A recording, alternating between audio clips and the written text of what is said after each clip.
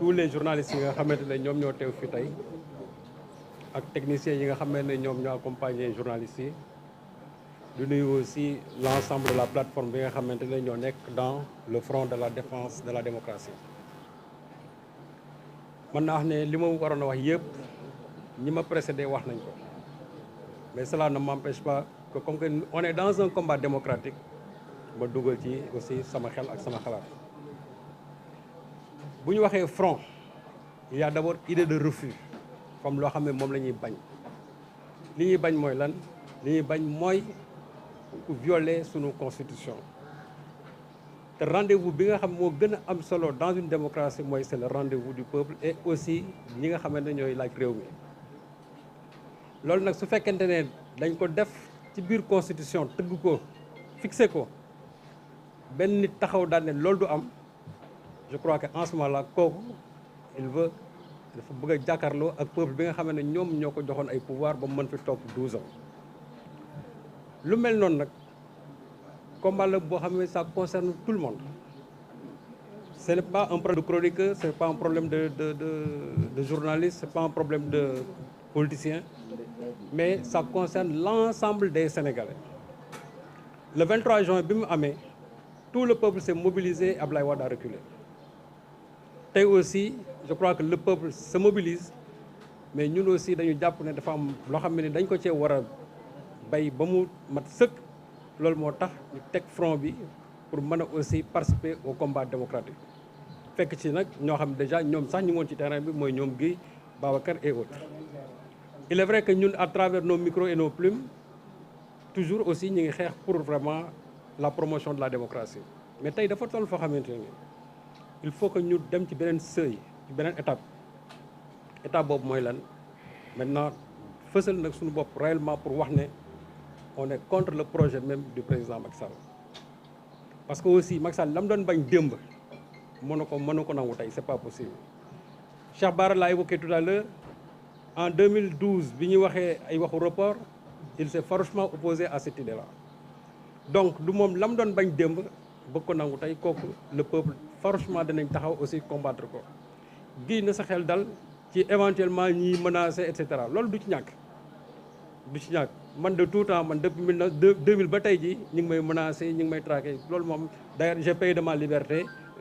j'ai fait 1 mois de prison mais loolu du lu grave je crois que démocratie moom boo ci nekkee yenn combat yi soo ko engagé waroo ci bañ sax sa bakkan des ci parce que loolu c'est un combat noble et parce que c'est un combat démocratique c'est pour le peuple donc tey mu nekk loo xamante ni l'ensemble des Sénégalais dañ leen di woo pour ngeen mobiliser wu parce que il s'agit du destin du Sénégal parce que bu fekkee ne dañu bëgg a bàyyi nit violer constitution bi parce que qui peut le moins peut le plus ku la yokkal benn fan bu la neexee demain nga ne noonu léegi je vais encore remodifier la constitution ba pare yokkat encore donc am na loo xamante ni en démocratie c'est inacceptable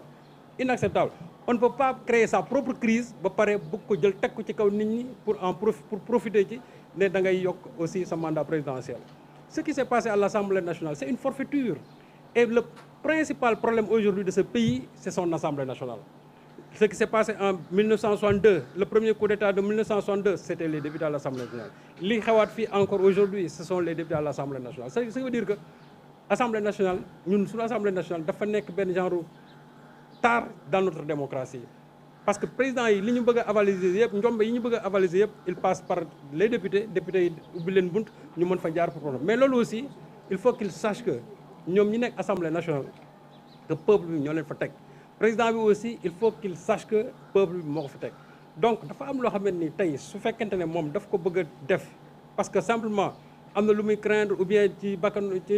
en tout cas ci bëgg-bëggam la ko bëgg a defee loolu duñ ko nangu tey duñ ko nangu ëllëg et c'est ça qui explique pourquoi aujourd'hui nous sommes mobilisés pour nous mettre en face de toute personne qui veut violer aujourd'hui la démocratie ces histoires de dialogue ñuy wax yooyu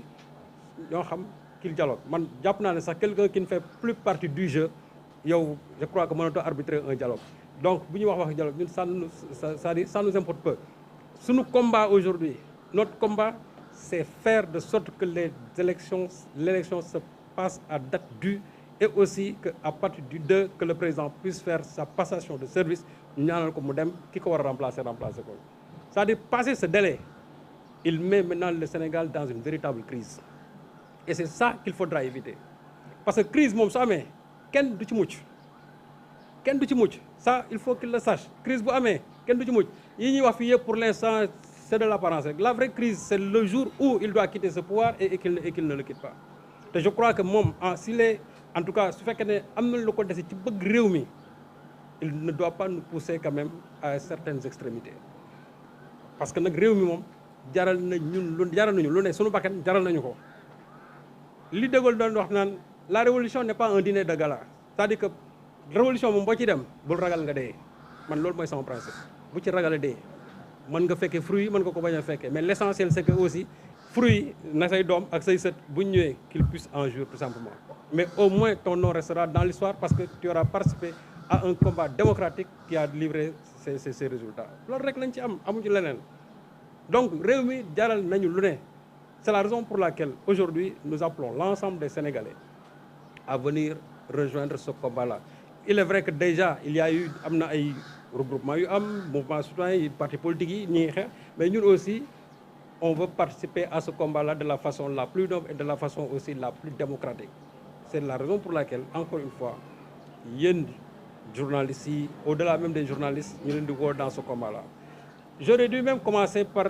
jaajëfal leen vous les acteurs de la presse ba pare massawu ñi nga xamante ne dañu loru ci événements yi amoon passé jaale ñi nga xamante ne ñoo ñàkk seen bakkan mais aussi nos consoeurs nos confrères yi nga xamante ne ils ont été brutalisés par les forces de défense et de sécurité ñu leen di massawu. Et je pense bien que aujourd'hui la CAP ou bien le SYNPICS doivent se saisir de cette affaire-là parce que ce qui s'est passé c'est inacceptable et donner une suite judiciaire à tout ce qui s'est passé. su fekkee nag loolu amul aussi je crois que d'autres mouvements dinañ jël loolu en charge parce que aussi c'est inacceptable de laisser chaque fois sur le terrain des opérations des gens qui sont là pour livrer l'information ñu leen di brutaliser parce que ñu koy def aussi je crois que ñoo ko tey parce que si on peut laisser un journaliste blanc sur le terrain muy def liggéeyam correctement nga ne yow kii parce que tout simplement parce que loolu laa mën a wax parce que der bu ñu la am yow il faut le brutaliser quand c'est un blanc tu le laisses faire au nom de quoi. Moi, je crois que le métier du journaliste c'est un métier universel. Amul cloison, amul leneen. Il faut laisser les journalistes faire leur travail correctement. Loolu man sama principe la ci man. Et je crois que aujourd'hui su ma koy dee wax xam naa bu baax parce que li tax man j'ai fait la prison, je sais que c'est parce que je veux jouir d'une liberté dans ma profession. C'est la raison pour laquelle je me suis retrouvé à Rebeuss pendant une trentaine de jours. Et ça, je ne le regrette pas. Et je dis que si c'était à refaire, je le referais parce que ba ma jógee prison ba léegi ci la ma nekkoon ci laa nekk je suis dans un combat tooñu ma Samba tooñu ma dem yéen aussi jàpp leen ne ci li ngeen nekk lu ne mën na leen ci fekk lu ne mën na leen ci fekk vous avez opté de faire ce métier là c'est un métier à risque amul xaalis amul leneen mais c'est un métier à risque c'est un métier noble donc ma jaajëfal leen ci loolu di dellusiwaat un peu sur l'objectif vraiment de ce front là il y a eu plusieurs mouvements yoo xam ne chaque fois dañuy constater sur le terrain que à un certain moment le combat fléchit et je crois que loolu dafay yàq li nga ardeur bi nga xam ne moom la nit ñi am ñun nag on ne vient pas en deus ex machina comme on dit ou bien en sauveur de qui quoi que ce soit mais tout simplement pour essayer de mobiliser les énergies ba pare faire face à cette forfaiture bi nga xamante ne déjà am na et qu'on veut perpétuer au-delà même du 2 avril loolu moom je crois que c'est un combat boo xamante ni c'est un combat citoyen c'est un combat démocratique qui requiert l'ensemble des énergies et l'ensemble aussi des forces vives de la nation. Donc loolu il faut que nit ñi xamee ko noonu xam ne li ñuy def nii on ne le fait pas pour un parti politique parce que ce que l'on fait là ça transcende même les partis politiques et je dis que même des gens yi nga xam ne ils sont du pouvoir ils doivent rejoindre ce combat-là parce que la constitution c'est la constitution des Sénégalais c'est pas la constitution d'un parti politique c'est pas la constitution d'un mouvement citoyen c'est la constitution de l'ensemble des Sénégalais c'est-à-dire boo ko laalee rek am na loo ca surtout que nag li ñu wax ne clause d'éternité la mooy loo xam ne kenn mënu ci teg sa baaraam yow nga ne nga wut ay contournement fexe ba violer ko ba pare bu ko avaliser ça c'est inadmissible et c'est là où on attend le Conseil constitutionnel c'est de retoquer cette loi-là parce que c'est une loi anticonstitutionnelle c'est une loi inconstitutionnelle c'est une loi c'est-à-dire qui ne respecte pas du tout la démocratie de ce pays-là comme que nag ñoom on les appelle les sages parce que bu fekkee ne dëkk dafa nekk au bord de l'embrasement nga gis ne lii mën na indi dëkk bi foofu je crois que foofu la ñu war a def preuve de sagesse jël seeni responsabilité daal di retoquer cette loi-là bu ko fexee Sénégalais yi delluwaat fa ñu war a dellu aujourd'hui tous les Sénégalais mais cela n'empêche pas que pour l'instant ñun combat bi ñu war a nekk ñu ngi ci nekk ñi nekk ci aussi dans les partis politiques combat yi ñu war a def ñi ngi ci nekk dans les mouvements citoyens aussi ñi ngi signé seen combat. Donc que vraiment le président de la République revienne en tout cas sur terre, sache que li ñu amoon ak moom, c'est-à-dire contrat bi ñu amoon ak moom jeex na. On lui a confié le pays pendant 7 ans, dolliwaat ko 5 ans, je crois que c'est là où s'arrête. Maintenant yow nga bëgg a taxaw nga ne yéen la ngeen ma joxoon léegi doy na, man nag may yokkal sama bopp. Loolu gis nga fu mu am rek problème am na fa. L'exemple du Niger est là, l'exemple aussi de la Guinée est là, l'exemple de la Côte d'Ivoire est là. Donc je ne crois pas que ce pays-là puisse en arriver quand même à ce summum-là. Loolu aujourd'hui duñ ko nangu, et je crois que képp koo xamee ni démocratie rek moo la ñor ci réew mi doo ko nangu.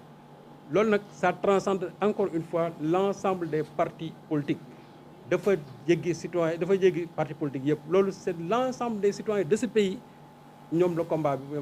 soxal. Donc pour di leen wax ne rek on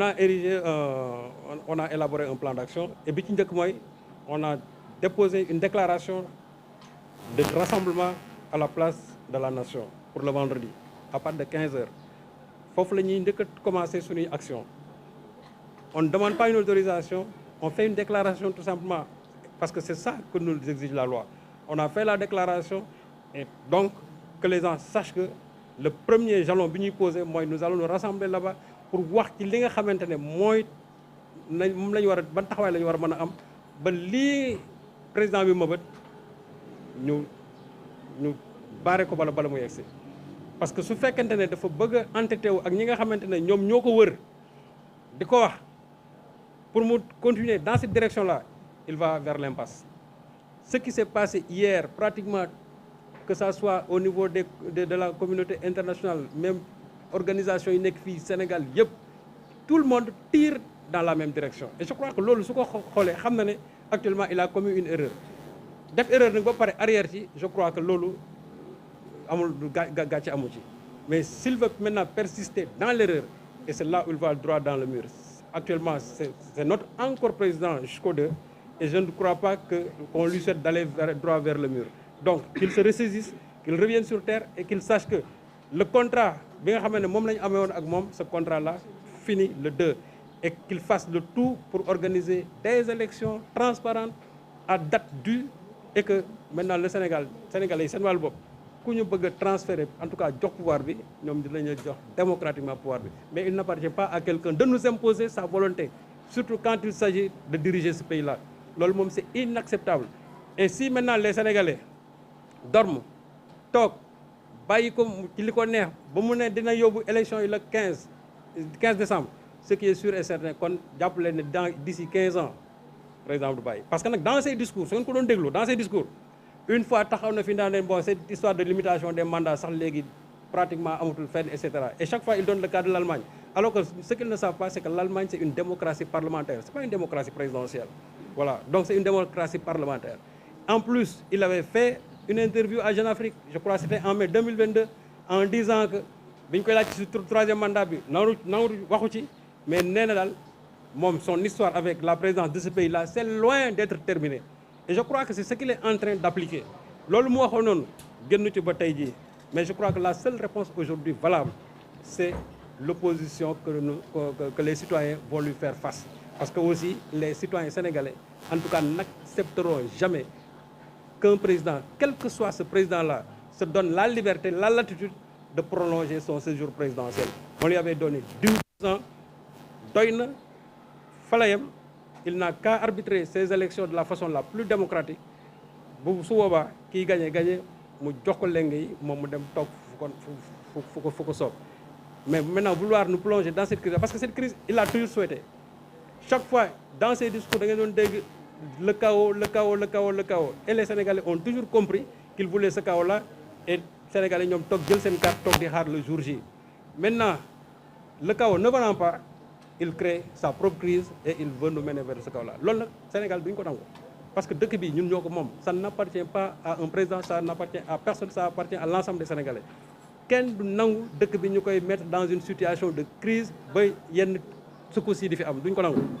Li woote woon daal mooy de la façon la plus démocratique, nous lui ferons face. Nous lui ferons face pour dire que ce projet-là, c'est un projet antidémocratique, inconstitutionnel. Donc nous ferons face avec les moyens yi nga xamante ne ñun moom la ñu loi réew mi may en tout cas sur loolu daal laa bëggoon daaneele di santaat encore vous les journalistes di leen sant di leen gërëm di sant aussi vraiment l'ensemble des Sénégalais parce que y a beaucoup de Sénégalais yoo xam ne nii situation bi ñu nekkee nii naqaral na leen te peut-être xamuñu fu ñu koy jooyee donc je crois que ça c'est une occasion pour venir nous rejoindre vraiment dans cet élan populaire là di jaajëfal aussi bon l'ensemble des ñi nga xamante ne suñu invités yi nga xamante ne ñoo ñëw vraiment ñëw fekk si ñu bokk ak ñun aussi waxtaan bi bokk ak ñun xeex bi nga xamante ne moom la ñu sum parce que ñoom déjà ñi ngi ci xeex bi ñun aussi on ne fait que jouer notre partition par rapport à cela di leen sant di leen gërëm ba pare di leen jox rendez-vous. donc comme ni ñu ko waxee rek ni ko Serigne Saliou waxee dañ ciy sofaat lu ndaw rek mooy ni mu ko waxee place de la nation la front bi di woote incha allah rabbi le vendredi prochain. te vendredi boobu dañoo bëgg 1 million de personnes yoo xam ne dañuy génn dem place de la nation comme ni ko Mali defee woon pour ñu delloo ñu suñu dignité Mali tey amuñu dërëm bu ñu leen jox ñi leen jiite tey mais au moins delloo nañ leen seen dignité nañu sénégalais fekk fa vendredi ñu delloo ñu suñu dignité beneen bi mooy bu ñu fa jógee vendredi dañ koy bëral ba àllarba bi ci topp mercredi prochain incha allah rabbi beneen manifestation ndax li ñu wax rek action tous les jours te dañuy actionné jëm ci kaw nga xam ne moom mooy